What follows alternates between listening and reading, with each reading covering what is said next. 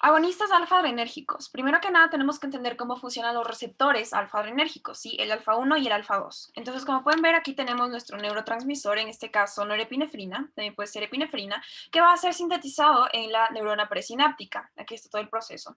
Y una vez que sale y se encuentra con estos receptores, va a ser captado y va a tener las siguientes acciones. Entonces, puede ser captado por el alfa-1 o el alfa-2, y dependiendo de esto se va a acoplar a la proteína GQ o a la proteína GI respectivamente. Entonces, la proteína GQ, ¿cuál es el mecanismo de acción del alfa-1? ¿Sí? Va a activar la fosfolipasa C. Esto va a aumentar los niveles de inositol trifosfato o IP3 y esto a su vez va a aumentar el calcio y comenzar una cadena de efectos, que en este caso va a ser la contracción. A su vez, el GI, la proteína GI va a inactivar la adenilciclasa y va a disminuir eh, el segundo mensajero AMP cíclico. Esto va a abrir el canal de potasio, va a aumentar el calcio y de nuevo va a tener una cadena de efectos. Aquí tenemos un poco de los efectos. Y básicamente el alfa-1 produce vasoconstricción y contracción del músculo liso y el alfa-2 va a tener vasoconstricción, inhibir la descarga de epinefrina y norepinefrina, que es una función importantísima para el medicamento que vamos a ver a continuación, y estas otras tres funciones. Entonces, ¿cuál es este medicamento? Medetomidina. La medetomidina es un analgésico y anestésico usado en su mayoría en perros y gatos, ¿sí?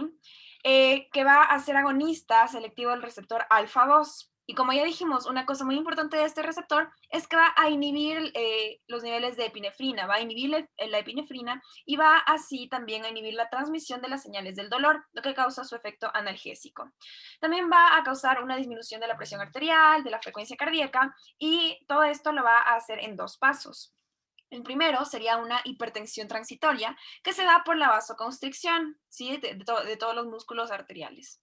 Entonces, esto va a desencadenar una bradicardia por reflejo y lo que va a hacer esta bradicardia es que va a estimular las acciones de las ramas del nervio vago cardíacas, así produciendo una hipotensión prolongada. Una vez que ya entendimos cómo funcionan los agonistas alfa-adrenérgicos, es importante mencionar que hay fármacos que van a inhibir los efectos de estos agonistas. Estos fármacos se van a llamar antagonistas alfa-adrenérgicos. Son fármacos que se unen de una manera irreversible a un receptor alfa-adrenérgico. Sus efectos farmacológicos se van a producir por una inhibición competitiva en los receptores alfa.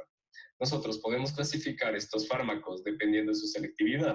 Va a haber antagonistas que son selectivos y otros que son no selectivos. Los antagonistas no selectivos van a poder producir un efecto tanto en receptores alfa-1 como en alfa-2, mientras que los antagonistas que son selectivos van a depender de la afinidad que tengan con el receptor. Por ejemplo, en el caso de los antagonistas de receptores alfa-1, van a tener mayor afinidad hacia este receptor, inhibiendo la activación de la proteína GQ, y lo que nos lleva a una inhibición de la cascada enzimática posterior. Mientras que los antagonistas que tienen mayor afinidad hacia los receptores A2 van a inhibir la proteína GI, la misma que lleva un efecto negativo sobre la adenisiclasa. Un gran ejemplo de los antagonistas alfa-adrenérgicos de los receptores alfa-2 va a ser el atipamezol. El atipamezol es un potente y selectivo agente bloqueante de los receptores alfa-2. Va a promover la liberación de los neurotransmisores de noradrenalina, tanto en el sistema nervioso central como en el sistema nervioso periférico. Esto va a conducir a una activación del sistema nervioso central por una activación simpática. Esto refiriéndose a los efectos en el sistema nervioso. También va a tener efectos en el sistema cardiovascular. Va a aumentar la frecuencia cardíaca, por lo que no es recomendable que se den animales que tienen cardiopatías. Y también va a revertir los efectos de la bradicardia producidos por agonistas del receptor adrenérgico alfa-2. Un gran ejemplo del atipamezol es que va a inhibir o eliminar los efectos de los agonistas alfa-adrenérgicos 2, como puede ser el fármaco antes mencionado, que era la medetomidina. ¿Qué pasa con esto? El atipamezol va a revertir los efectos sedativos de la medetomidina y puede conducir a un incremento pasajero en el ritmo cardíaco. Ahora vamos a hablar sobre los agonistas beta-adrenérgicos. Para comenzar, tenemos que conocer el proceso por el cual los receptores beta-adrenérgicos funcionan. Y esto comienza cuando los neurotransmisores como la adrenalina o la noradrenalina se unen al receptor beta 1 o bien al receptor beta 2. de tal manera que se produce un cambio en la subunidad alfa S, la cual se activa y se desprende de la proteína GS. Posteriormente, el complejo alfa S-GTP se une a la adenilato ciclasa y la activa. La adenilato ciclasa activada cataliza la conversión de ATP en AMP cíclico, el cual actúa como segundo mensajero. Luego, a través de distintos pasos que activan las proteínas sinasas, el AMP cíclico inicia las acciones fisiológicas, las cuales son específicas del tejido y del receptor en el que se activa. Por ejemplo, cuando los receptores beta 1 se activan en el nódulo sinoauricular, aumenta la frecuencia cardíaca, mientras que si se activa este receptor en el nódulo atrioventricular, incrementa la velocidad de conducción. Asimismo, cuando se activan en el músculo ventricular, aumenta la contractilidad, mientras que en el riñón, la activación de este receptor provocará la secreción de renina. En cuanto a la activación del receptor beta 2, el principal efecto fisiológico es la relajación o una dilatación. De igual manera, cabe destacar que estos receptores por lo general se encuentran en el músculo lisovascular, las vías respiratorias pulmonares, además de las paredes del tracto gastrointestinal y la vejiga. De ese modo, llegamos al fármaco, que es el albuterol. El albuterol es un agonista beta-adrenérgico con una alta afinidad hacia los receptores beta 2. Este fármaco estimula la adenilil ciclasa, de tal manera que aumenta los niveles intracelulares de AMP cíclico, lo que da como resultado la relajación del músculo lisobronquial y la broncodilatación en el sistema respiratorio. Además, es un broncodilatador de acción corta, debido a que produce la dilatación de los bronquios de 2 a 5 minutos después de su administración por vía inhalatoria, y su efecto desaparece en pocas horas.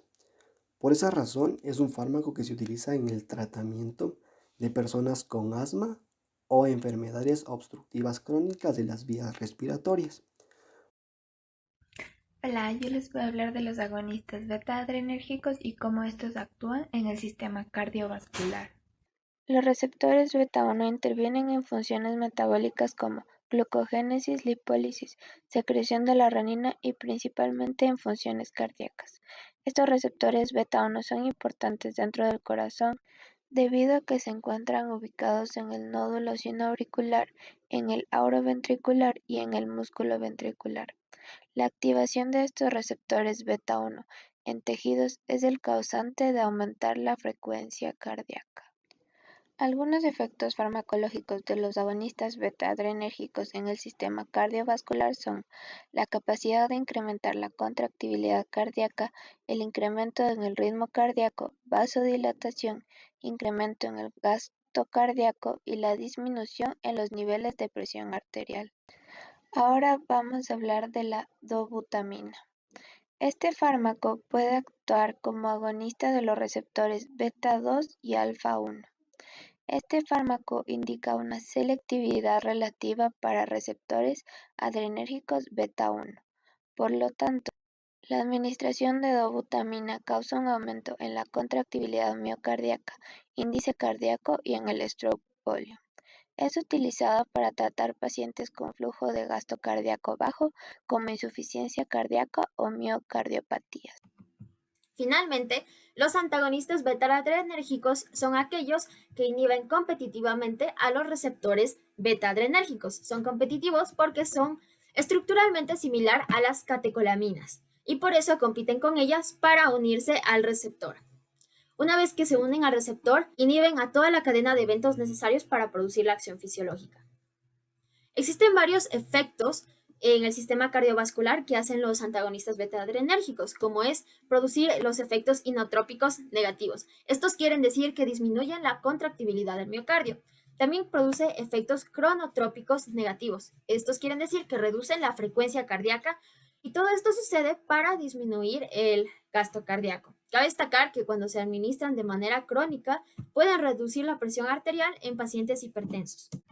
Ahora bien, el fármaco es el propranolol. El propranolol se absorbe muy bien por el tracto gastrointestinal ya que es lipofílico, y tiene un gran volumen de distribución, pero tiene una disponibilidad baja porque tiene un metabolismo de primer paso. Es un antagonista del receptor beta-adrenérgico no selectivo porque actúa tanto en el receptor beta 1 como el receptor beta 2. Además, es un fármaco sin actividad simpático-mimética intrínseca. Esto quiere decir que no tiene la capacidad de producir una respuesta agonista del receptor, porque no estimula a los receptores beta para producir una acción fisiológica. Por esta razón, este fármaco es muy utilizado para el tratamiento de las taquiarritmias, de las miocardiopatías, de la hipertensión, de también consecuencias cardiovasculares de la tirotoxicosis y del feocromocitoma. Gracias a este mecanismo, el propranolol bloquea la neurotransmisión simpática del músculo lisovascular y del corazón, donde existe una gran cantidad de receptores beta 1 y beta 2. Esto se debe por el mecanismo de acción que tiene en contra de las catecolaminas.